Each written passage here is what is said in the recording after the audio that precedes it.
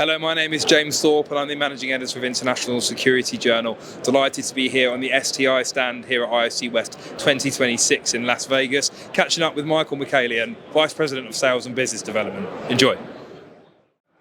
Michael, firstly, thank you for joining me here on the stand. Obviously, we were just chatting a second ago about your time with the company. Can you just tell our viewers a little bit about yourself, really, buddy?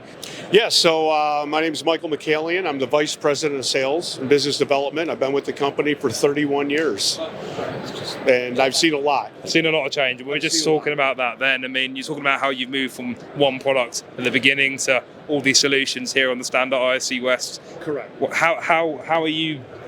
tell us that story. So basically, answering the call, Yeah. From a need from a customer. And from that, we basically work with the industry manufacturers. When they develop a life safety product, we work on designing a protective cover or guard to prevent against vandalism, theft. And so we've built a niche in the industry, and that's how everybody knows us now. So all of the manufacturers in the fire world, when they come up with something, they go to STI. Because unfortunately, it's the world we live in. Absolutely. And we were talking a minute ago about the false alarms and obviously that disruption, which can causes a lot of problems for organisations and users in different capacities. So, how have you worked to address that over the years? Yes. So, unfortunately, like you said, in America, there is a cost tied to false alarms. So the fire departments and whatnot they can recommend, but they can't enforce. But they'll see if there's something out there to make something better to help prevent against a false alarm, because in some towns in America, they might only have one pumper truck. And what if it's out on a false alarm, but on the other side of town, there's a real fire?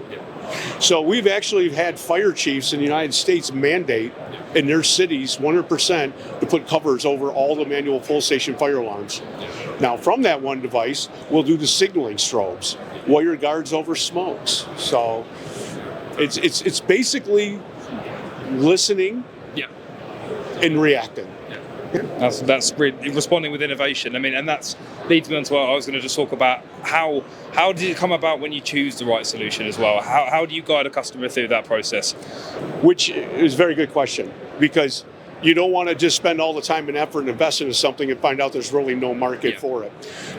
So we're fortunate enough that we like to listen to the integrators and the professionals, because we're certainly not. We can react to designing something, so we want to get the pulse from the customers. And that's why the ISC show is so great, as well as all the shows in general, to find out where we can belly to belly, face to face, find out what exactly do you really need? Does this make sense? And so from that, we really have now had hundreds and hundreds of products designed. So yes, there is a little bit of a thought process, because we do follow all the UL and NFPA code standards. So when you look at something and say it's just a plastic cover or a wire cage, but no, it's actually a lot more. Because there's a lot more going on, Right, because it might have that little sticker on it, like in Europe with the EN54 and all the code standards. So we do follow all the rules and regulations to the industry. Fantastic. And just finally, looking at some of those conditions that your solutions may operate in, I mean, how do you design them so robustly? What's your kind of process to make sure that they can withstand those hard conditions?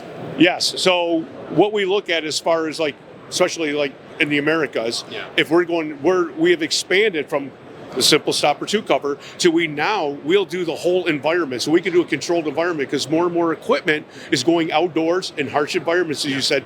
So we're figuring out, is it stainless steel? Is it fiberglass? Is it polycarbonate? Do we actually have to put an air conditioner on it? Because now more and more facilities might not have a common or a mechanical room to put the equipment. So let's say we'll just stick it on the side of the building. Well, you can't just stick it on the side of the building. So now they come to us, since we make covers, can you make big covers? So again, listening to customers, listening to engineers. But yes, harsher the environment, we have to make sure that we're dealing with the right alloys, right materials, composites to fit that need, because we give warranties with everything. And if it's life safety, it has to, be able to withstand all the conditions, and the environments are harsh. Or the deserts. We've done projects in the Middle East. It could be 120 degrees out in the desert, So if we're going to put something out there, it has to work.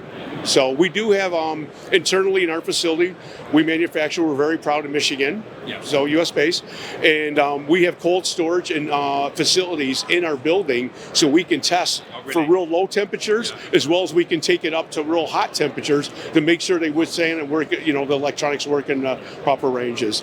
And I can say one last thing when you talk about unique projects. Years ago, we designed one of our strobe covers to be heated, and we did a project in Antarctica. Really? And they sent them down to Antarctica, and they mounted them. And I said, we need, from a marketing campaign, we need some pictures of this. And one of the pictures they sent to us, there were penguins in the background walking.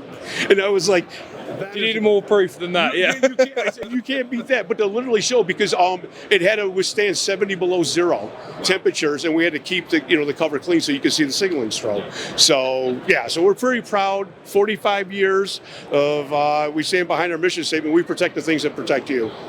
Michael, absolute pleasure. Thank you for sharing your insights with me. Thank you. Appreciate your time.